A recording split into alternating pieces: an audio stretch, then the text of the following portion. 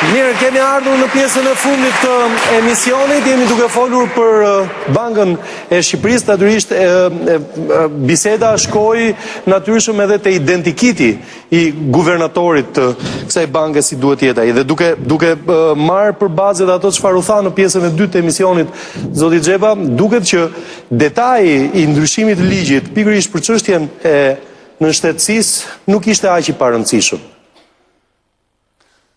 Edhe njëherë, në gjykimin tim, profili një guvernatori nuk lidhet shumë me nënshtetësinë e vetë guvernatorit, sepse në fakt, në gjykimin tim prap, nënshtetësia nuk duhet të bërë më as një barrierë për të garuar për çdo lloj pozicioni publik apo në çfarëdo lloj institucioni tjetër pavarur, sepse nuk është një institucion siç është ministria apo qeveria, pra nuk them që të kemi një kryetar qeverie të një vendi huaj, por një guvernator dhe në eksperiencën e mjaft vendeve të tjera nuk është një risi që mund të jetë me një biografi të huaj apo të jetë me një nënshtetësi të huaj. Kështu nuk mendoj që ky është kriteri thelbësor dhe argumenti themelor pas të cilit parlamenti duhet të rendë për ndryshuar ligjin. Por në ato parakushte që vum bëhet i rëndësishëm.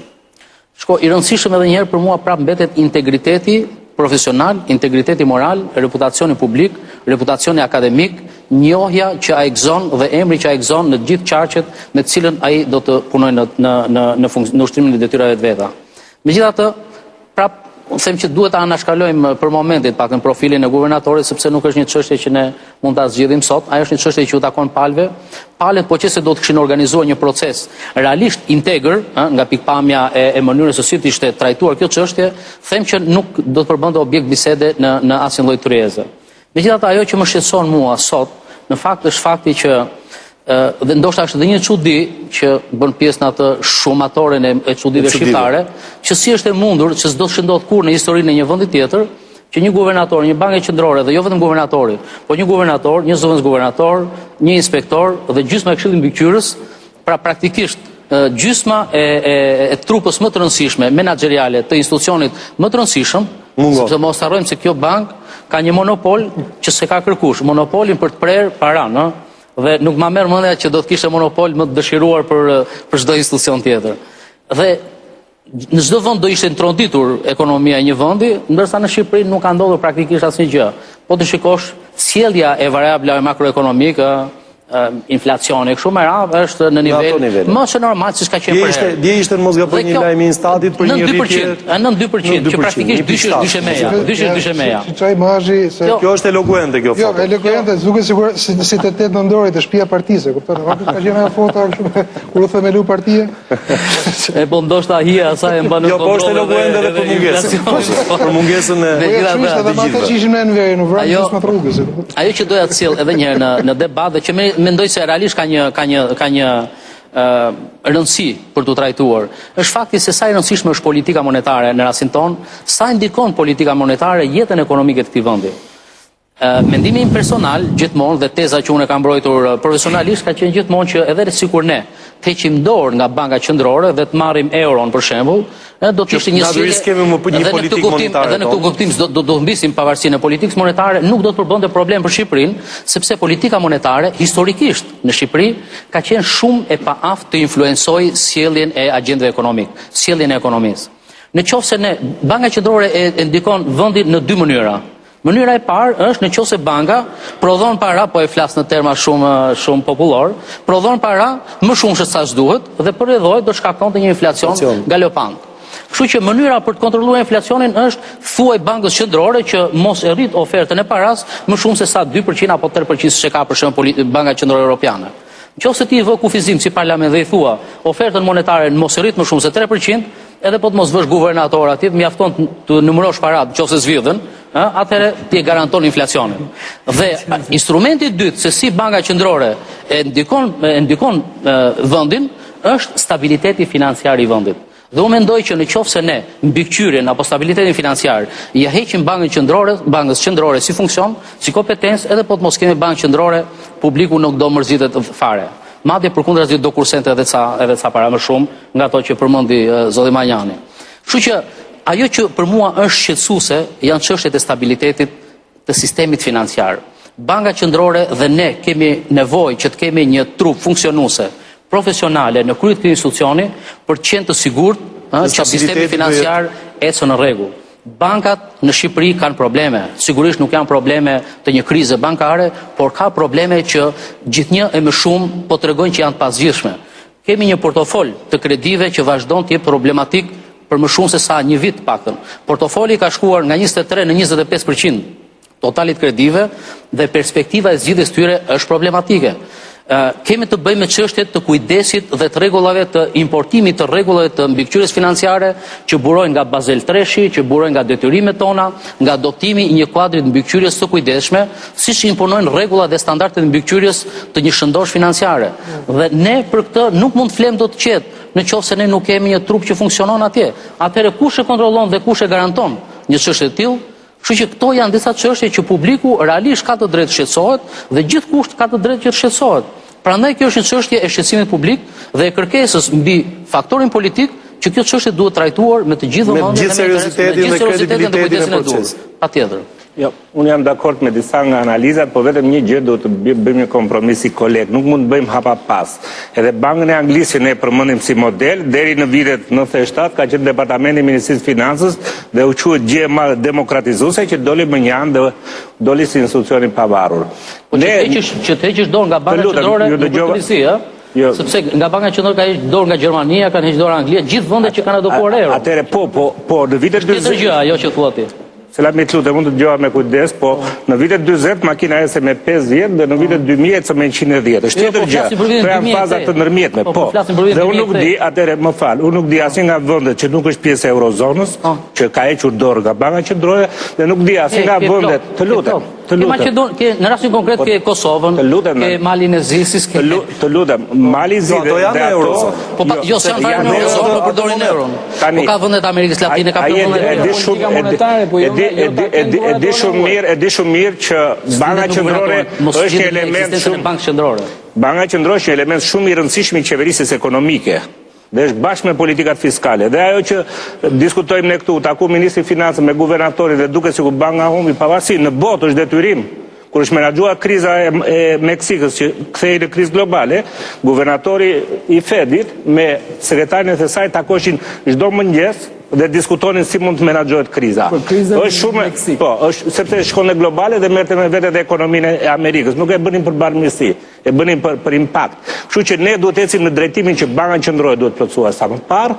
Persona që do angazhohen në çdo strukturë të kenë kredibilitet maksimal, ti përgjigjet sfidave që ka vendi, jo vetëm me uljen e kostos paras, po dhe me funksionimin më mirë dhe konkurrues të tregjeve, të eliminohen kostot e fsheta direkte dhe indirekte që shkojnë te kredimasi i parë si muar që firmos çdo detyrim që banka i lën kuriz, dhe ky sistem të bëhet gati që në një kohë të dytë, ne dim shumë mirë që kur të bëhemi vende e eurozonës nuk do ta kemi më Bankën Qendrore, se do jetë thjesht një agjenci për të marrë me këtë pjesë.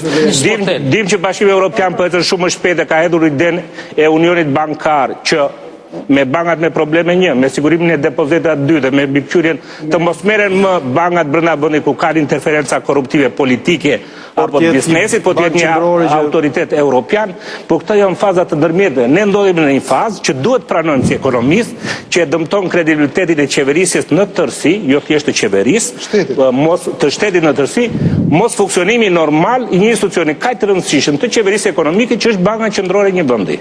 Tani unë nuk thash që kjo është që të shuajmë Bankën Qendrore, po unë thash nga pikpamja e eficiencës politikës monetare dhe është një gjë tjetër. Edhe sikur të mos ekzistojë Banka Qendrore, kontrolli mbi variablat monetar është plotësisht i realizueshëm.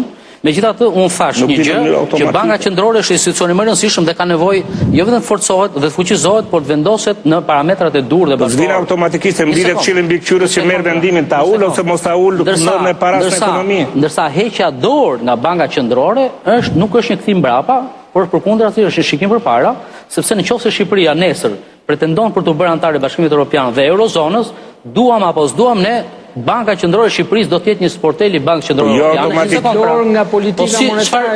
Jo automatikisht do vendi BE-s është vendi Eurozonës, ju do ta dini edhe këtë, po jo. Ka 28 anëtare BE-ja, ka 18 vende Eurozona, është tjetër gjë.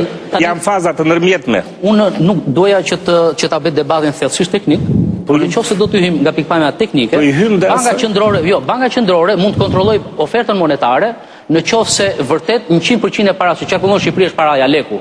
Në fakt në Shqipëri, gjysma e parave që qarkullon është monedë huaj dhe Banka Qendrore e Shqipërisë. Nuk është specifik vetëm për Shqipërinë. Po pra, po që nuk është specifik. Po atëherë si kontrollohet? Ju mund ta dini për shembull ja të them Banka Qendrore e Polonisë do deformojnë debatin. Banka Qendrore e Polonisë tregoi që ishte pavarur sepse nuk la atë që u bën në Shqipëri, që ndërsa të ardhurat janë në lek, kredia në pjesë më të madhe t'jepet në valutë dhe risku i këmbimit t'i shkon te qytetarit. Pra ka instrumenta që është domosdoshme Banka Qendrore. Është shumë shpejt. Është domosdoshme, por atëherë kjo e forcon atë që atë pikën e tretë që thash pak më përpara. Me sa duket, ne duhet insistojmë fort që kemi një ekip drejtues, një guvernator gjithashtu, paktën një guvernator dhe një pjesë mirë të pas këshilltar strategjik të huaj gjithmonë. Njerëz që ka qenë guvernatori i Bankës Kroacisë, kanë qenë me realitetin e Bankës Qendrore Europiane, jo me realitetin e kredisë keqe këtu, i cili është një rutinë duhet ndjekur. Pra ne ka 40 guvernator që njëri të merret me këtë punë. Në fakt Banka Qendrore atë punë do bëj nesër. Atë punë do bëj që thua në Juve. Kështu që po. Pra ne duhet të jetë sa më afër këtyre institucioneve ndërkombëtare, me qëllim që kjo pjesë, se duhet pranojmë edhe një fakt tjetër. Bankingu si biznes ka qenë avangard gjithmonë në Shqipëri. Janë hap bankat, shërbimi cilësor etj, kanë qenë bankat ato teoritë e zhvillimit ajo. Që e kemi parë. Si tegu tregim financiar do të ekonomia. Po themi Raiffeisen në Shqipëri etj, u përmirësu sistemi bankar në mënyrë drastike. U transformua realisht. Atëherë kësaj nevoje në rritje duhet patjetër të vesh një kapele me një imazh ndërkombëtar. Jo thjesht me një imazh të brendshëm që unë po forcoj diçka se në fakt nuk forcon asgjë.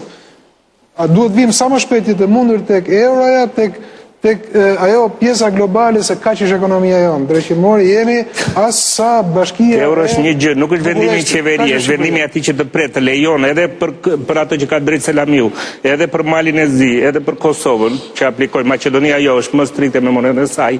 Quhet diçka që ka ndodhur dhe çdo kthim pas, po në parim që të bësh pjesë eurozonës duhet të pranoj dikush. Nuk është se e shpall ti në mënyrë automatike. Jo domosdoshmërisht do dhe një anshme dhe pa qenë, por nuk nuk është ajo rruga që rekomandohet. Veprimi i anshëm për të bërë euro në Shqipëri. Besoj kjo është fjali e fundit. Personalisht kam qenë absolut në drejtim të pasjes një guvernatori me shtetësi shqiptare dhe jo vetëm, por një guvernatori që e njeh tregun shqiptar, pra që jeton është i përfshirë, ka një integritet të caktuar në fushën akademike apo profesionale, që njeh politikat makro, jo domosdoshmërisht ka banking.